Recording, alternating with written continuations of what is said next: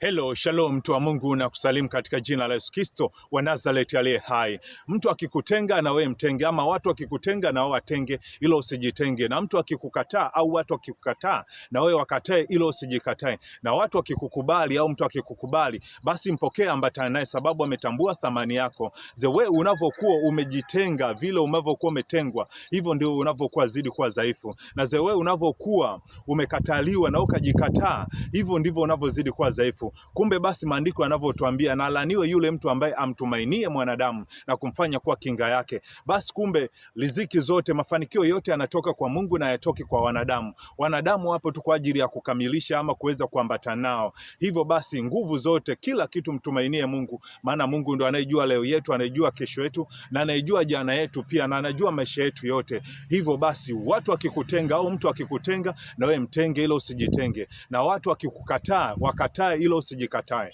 Hiyo itakupa nguvu sana, na unaweza kufikia pale ambapo utakapostahili, ama pale ambapo unapotakiwa kuwa, sababu ya ujasiri na kumtumainia Mungu na kumtegemea. Shalom, shalom mtu wa Mungu.